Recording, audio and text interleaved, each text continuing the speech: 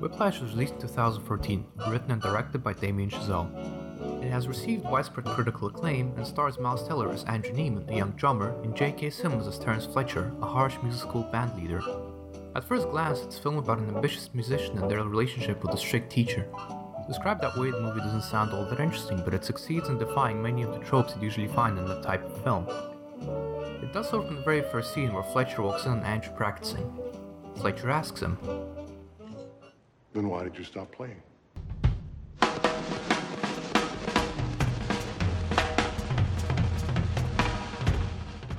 You might expect Fletcher to light up with excitement as he sees a spark of greatness, but that would be too boring, and Fletcher merely responds, "Did I ask you to start playing again?" Sorry, I asked I why you stopped playing, and your version of an answer was to turn into a wind-up monkey. The movie is also an unusual combination of a musical with very traditionally masculine themes. Music, especially jazz, is something that you might expect to be refined and sophisticated, but in Whiplash, jazz is brutal and violent.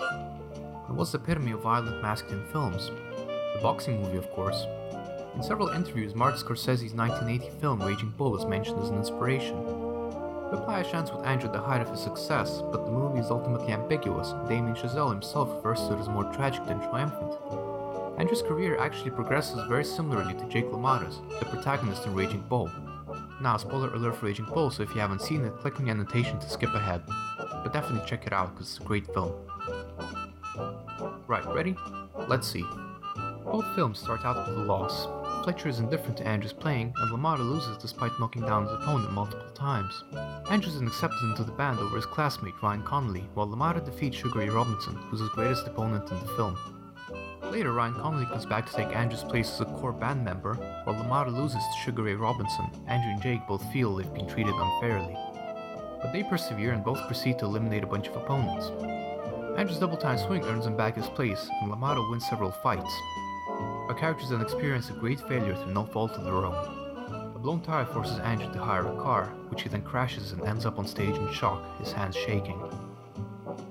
LaMotta has to lose a fight in an arranged deal with the gangs to get a title shot in exchange. Andrew's then expelled. LaMotta is suspended. Andrew gets a chance to play in Fletcher's band outside the conservatory. He messes up one song but comes back on stage to win Fletcher and the audience. LaMotta finally wins the title. So Whiplash makes itself interesting by using old tropes from another genre, such as an athlete making a remarkable comeback. Similarities don't end here.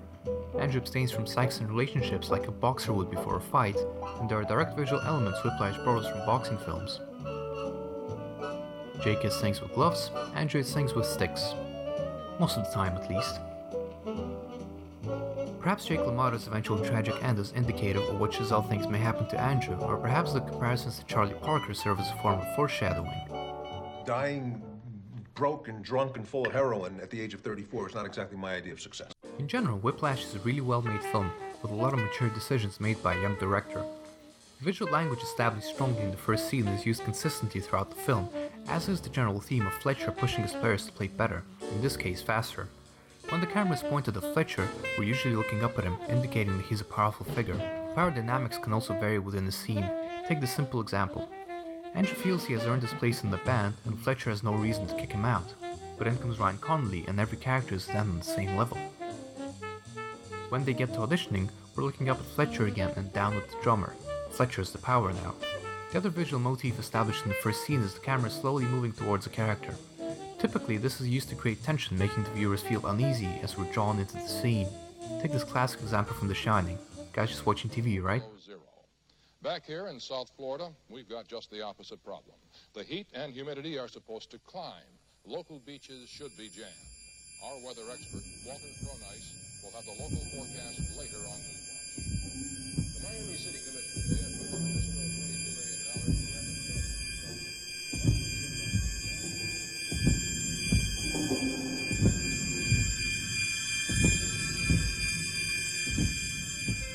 That weather forecast must be pretty intense. When the camera moves towards Andrew, it's usually moving in from the front, where Fletcher would be standing.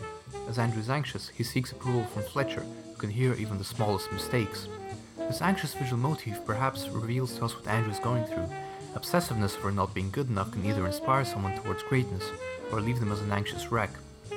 Andrew isn't the only character shown this way. Nicole is understandably shocked when Andrew suddenly breaks up with her.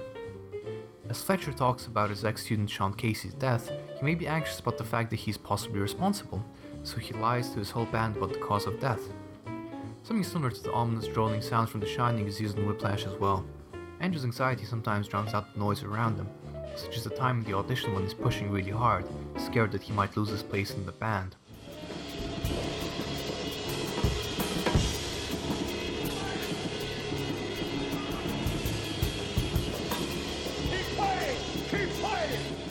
Playing the same double time swing at the end, the situation repeats. He seems to have mastered it now, the stick bouncing perfectly in slow motion. But the next hit could be a mistake and Andrew hasn't earned Fletcher's approval yet. This is his last chance.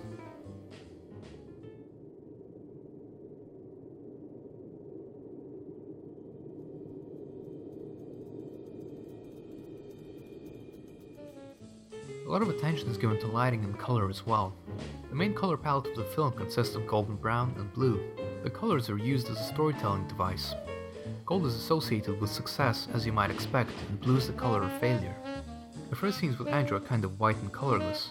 He's just mediocre for now, neither here nor there. He then gets into the band, finally gaining access to their golden room. Later on, he successfully performs in the competition, but next time he's not so lucky. The sequence of events which leads to his car crash and violent outbursts uses a mostly blue color palette.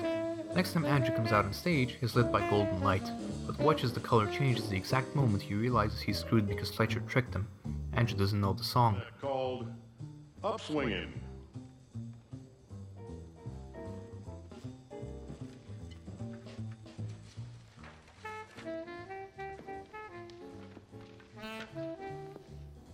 Then when he comes back on stage for his final glorious drum solo, it's almost as if he's being burned by the golden light of success, sweating and bleeding all over.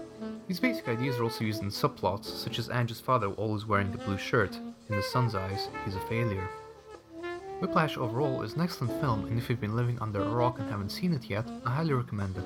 I'm looking forward to Damien Chazelle's next musical, which will supposedly also star Miles Teller as a jazz pianist. If you've noticed anything else in the film, feel free to leave a comment, and subscribe for more content. Take care, and enjoy the movies.